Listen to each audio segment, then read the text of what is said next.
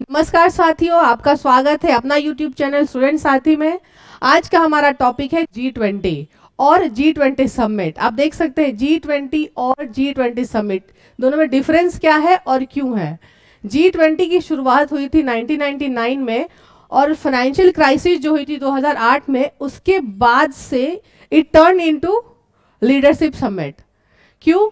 क्योंकि इसमें अलग अलग कंट्रीज, अलग अलग नेताएं इन्वॉल्व है, इसलिए इसको लीडर समिट भी कहा गया है। इसमें 20 वित्त मंत्री, देख सकते हैं आप, 20 वित्त मंत्री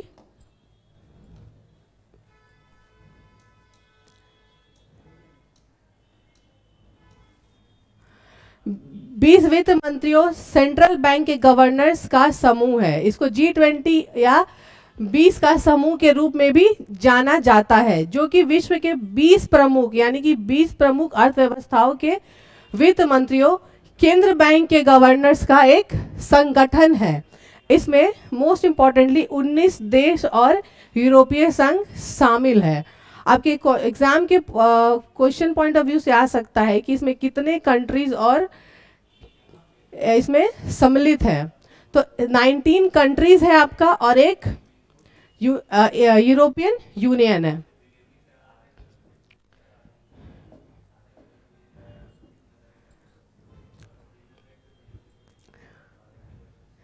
G20 के आपके मुख्य 20 सदस्यों का नाम मैं अभी डिस्कस करूंगी आप लोगों के साथ। पहला है Argentina, Australia, Brazil, Canada, China, France, Germany, India, Indonesia, Italy, South Korea, Japan, Mexico, Russia, Saudi Arabia, South Africa, Turkey, the United Kingdom, the United State and one European Union, as I said earlier.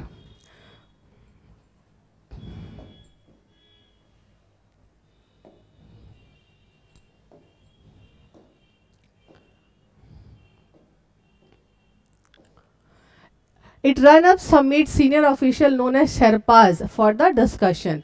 आप यहाँ देखेंगे शेरपाज, मैंने word use क्यों किया? मैंने नहीं word use किया, ये इसके पूरे प्रोसेस में यूज होता है। शेरपाज आप पढ़े होंगे ज्योग्राफी, उसमें जो हिमालयन रेंजेस में आपको जो गाइड मिलते हैं, जो ट्रैक्स के लिए आप लोग हायर करते हैं, वो गाइड आपको गाइड करता है कहाँ जाना है, कहाँ ट्रैकिंग के लिए जाना है, उनको शेरपाज कहते हैं। बट आप सोच रहे होंगे कि ये G20 समिट में शेरपास क्यों यूज किया गया है? शेरपास इसलिए यूज किया गया है कि हर कंट्री अपना अपना एक प्रतिनिधित्व भेजता है G20 समिट के शुरू होने से पहले, जो कि आपका जो भी मुद्दा है कंट्री अपना अपना प्रेजेंट करने वाली है, उसके डिस्कशन के लिए और टॉपिक्स फाइनलाइज करने के लिए किस पे डिस्कशन होएगा, उसको आप शेरपास कहते हैं।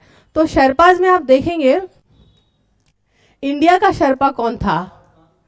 आपके एग्जाम में पूछा जा सकता है इंडिया का शेरपा कौन था। तो ये थे नीति आयोग के सीईओ। अब ये सीईओ कौन है? अमिताभ कांत। तो आपके क्वेश्चन में ये पूछा जा सकता है, पहला क्वेश्चन ये होगा कि इंडिया का शेरपा कौन था? तो अमिताभ कांत। दूसरा क्वेश्चन इससे ये बन सकता है कि नीति आयोग का सीईओ कौन है? तो अमिताभ कांत। तो आपका यहीं से आपका 2 क्वेश्चन अराइज हो गया। ठीक है, आगे देखेंगे। It is not permanent institution. जो ये G20 है, एक परमानेंट इंस्टीट्यूशन या ऑर्गेनाइजेशन नहीं है। ठीक है, ये एक ग्रुप है बस, जिसका कि कोई हेडक्वार्टर नहीं है, फर्स्टली ऑफिस नहीं है और स्टाफ नहीं है। इसका कहीं भी किसी भी कंट्री में हेडक्वार्टर नहीं है, स्टाफ नहीं है और कोई ऑफिस नहीं है, इसीलिए ये एक परमानेंट इंस्टीट्यूशन नहीं है। 2 पॉइंट क्लियर कर लिया हमने। तीसरा पॉइंट है leadership rotates on annual basis. इसका मतलब क्या है? जैसा कि हम जानते हैं कि ये परमानेंट नहीं है, तो जो लीडरशिप है एनुअली रोटेट करता है। जो 20 कंट्रीज है इसके पास G20 में, एक एक करके सबका चयन होता है कि कौन इसका लीडरशिप होल्ड करेगा। तो ये एनुअली डिसाइड होता है। आज इस साल आपका इंडोनेशिया है, तो अगले साल कौन होगा, उसके अगले साल कौन करेगा। तीसरा हमारा पॉइंट है एजेंडा। मतलब G20 का बेसिकली एजेंडा क्या है, किस पे काम करता है, क्या काम करता है और किन किन मुद्दाओं पे चर्चा ये होती है, उसका सॉल्यूशन और प्रॉब्लम्स पे डिस्कशंस होता है। तो पहला आप देखेंगे, मतलब most importantly cooperation in defence. Defence जो है सबसे बड़ा और सबसे इम्पॉर्टेंट चीज़ है किसी भी कंट्री का। ट्रेड आप जानते हैं, ट्रेड के बिना इकोनॉमिक ग्रोथ नहीं करेगी, ट्रेड के बिना you can not even earn money, trade के बिना आपका कुछ पॉसिबल नहीं है। डिफेंस इंपॉर्टेंट है, ट्रेड भी इंपॉर्टेंट है। एडुकेशन, एडुकेशन आपको पता है हमारा अभी सबसे ज़्यादा इम्पॉर्टेंट चीज़ जो है एडुकेशन भी है। Clean energy and consular matters. Clean energy आप पता है आपको कि आजकल लोग बहुत ज़्यादा इसको अपना रहे हैं, बायोगैस, ग्रीन गैस, और कोशिश करते हैं कि ज़्यादा पॉल्यूशन ना हो, ये आप देख सकते हैं, ये सारी चीज़ें हैं। और जो हमारा पांचवा पॉइंट है, ये एक छोटा सा न्यूज़ है जो कि मैं आपको बताना चाहूँगी। मार्च 2022 में जो रशिया ने इन्वेशन किया था यूक्रेन पे, जो अटैक्स करवाए थे, किए थे, उसके बाद यूएस के जो प्रेसिडेंट है जो Biden, he called for removal of Russia from the group. But उसके बाद उन्होंने एक सजेशन भी दिया था कि यूक्रेन को अलाउ किया जाए 2020 समिट में, but Ukraine was not having the membership, that's why it was not possible to conclude there.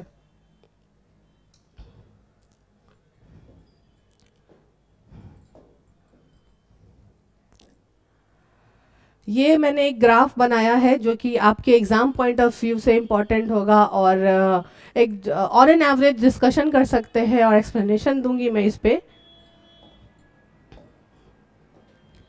ये जो है वर्ल्ड पॉपुलेशन, G20 जो है आप सभी सुन रहे होंगे, बहुत स्ट्रांग है, बहुत मजबूत और एक ग्रुप है।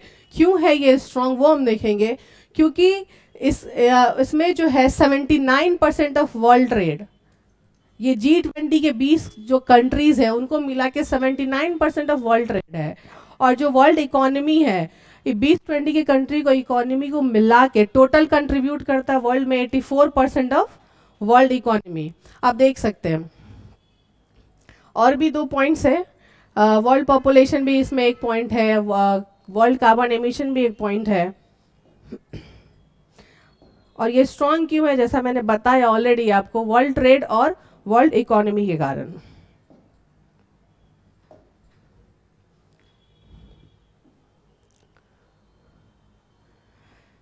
एक छोटा सा आपका ये टेबल मैंने बनाया है एक आपके एग्जाम पॉइंट ऑफ व्यू से, वो देखेंगे हम।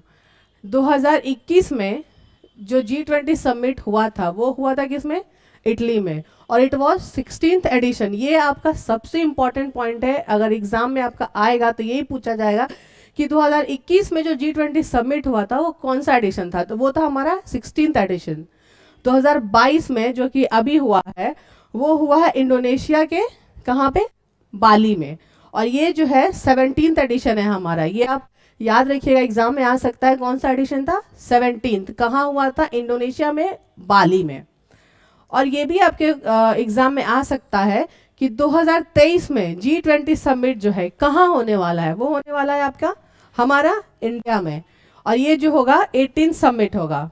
तो ये आपके एग्जाम में पूछ सकता है, क्योंकि ये पहले ही से डिसाइड कर लिया गया है कि 2023 का G20 समिट इंडिया में होगा। और 24 का जो G20 समिट होगा वो होगा ब्राज़ील में, it will be 19th addition. तो ये आपका एग्जाम पॉइंट ऑफ व्यू से बहुत इंपॉर्टेंट है, आप एडिशन याद कर लीजिएगा, ईयर और कंट्री याद कर लीजिएगा। और इंडिया में कहाँ होने वाला है, न्यू दिल्ली में।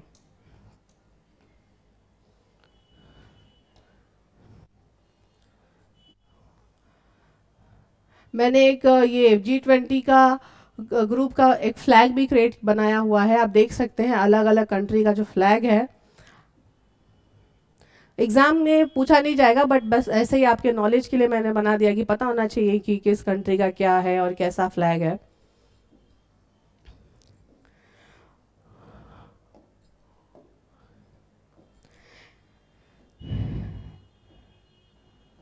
एक पॉइंट जो हम डिस्कस करेंगे इसमें जो कि इम्पॉर्टेंट है, गेस्ट इनवाइटीज जो गेस्ट 20 कंट्रीज थे वो तो इनवाइटेड थे ऑलरेडी, बट उनके अलावा उनके साथ में Spain, United nation, world bank और द अफ्रीकन यूनियन और एशियन भी इनवाइटेड थे।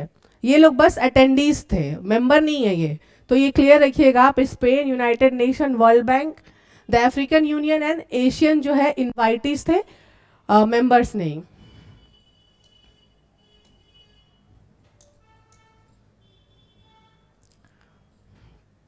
अब हम अपने भारत के पॉइंट ऑफ व्यू से देखेंगे क्या इंपॉर्टेंस था इस G20 का हमारे इंडिया के लिए। भारत को G20 अध्यक्षता मिली 2022 में। इसका मतलब ये है कि इस बार जो बाली में हुआ है G20 का समिट, उसमें भारत को लीडरशिप हैंडओवर किया गया है अगले साल के लिए, 2023 के सेशन के लिए। तो इसलिए भारत को G20 की अध्यक्षता मिली 2022 में, जो कि आगे देखेंगे कितने तारीख से ये मतलब काम में आ जाएगा और अपना अध्यक्षता को ले लेगा, वो हम देखेंगे। इंडोनेशिया के राष्ट्रपति बाली शिखर सम्मेलन के समापन समारोह में भारत को G20 की अध्यक्षता सौंप दी और आधिकारिक तौर पे 1 दिसंबर 2022 से जो भारत है G20 का अध्यक्षता ग्रहण करेगा। ऑफिशियली 1 दिसंबर से ये अध्यक्षता प्राप्त होगी इंडिया को। इसके बाद भारत 2023 में, मैंने जो बताया कि अगले साल G20 शिखर सम्मेलन की मेजबानी करेगा, यानी कि हमारे भारत में 2023 का G20 समिट ऑर्गेनाइज किया जाएगा।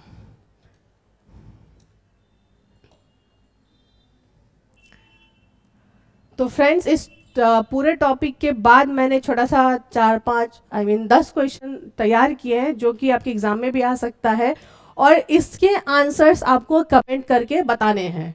पहला क्वेश्चन है हमारा, formation year of G20। Formation year of G20, इसका आंसर आप कमेंट में करके बताएं। और दूसरा क्वेश्चन है हमारा, इधर से मैं how many countries are under G20। ये आपका दूसरा क्वेश्चन है। मैंने आपको टॉपिक में भी डिस्कस करा था कि कंट्रीज कितने हैं इसमें। और 19th G20 summit will take place in which country, मतलब जो 19वां G20 समिट होगा वो किस कंट्री में होगा, ये आपका तीसरा क्वेश्चन है। आप इसको कमेंट में आंसर करके बताएं। चौथा क्वेश्चन है हमारा, 17th G20 summit was held in which city of Indonesia. मतलब ये क्वेश्चन क्या कह रहा है, 17th जो G20 समिट हुआ था इंडोनेशिया के किस कंट्री में हुआ, वो क्वेश्चन आपका, इसका जवाब देना है। मैंने ऊपर बताया ही था आपको डिस्कशन में। पांचवा क्वेश्चन है फाइनेंस मिनिस्टर ऑफ इंडिया। तीसरा क्वेश्चन है name of central bank governor. हमारे इंडिया का जो सेंट्रल बैंक का गवर्नर है उसका नाम बताएं। सातवां है हमारा, what is the currency of Indonesia. ये इंडोनेशिया में हेल्ड हुआ था, तो मैंने इसलिए सोचा कि ये इंडोनेशिया के बारे में छोटा सा 2-3 क्वेश्चन बना लूँ मैं। तो इंडोनेशिया की करेंसी क्या है, और इंडोनेशिया का प्रेसिडेंट कौन है, और prime minister of United kingdom का प्राइम मिनिस्टर कौन है। और हमारा 10वां क्वेश्चन है, Joe Biden is the leader of which political party. आप जानते हैं जो बाइडेन वो किस पॉलिटिकल पार्टी के लीडर है, तो ये आपको कमेंट में आंसर करके बताना है। अगर आपको हमारा वीडियो अच्छा लगा होगा तो please comment, like, share and follow. Thank you so much.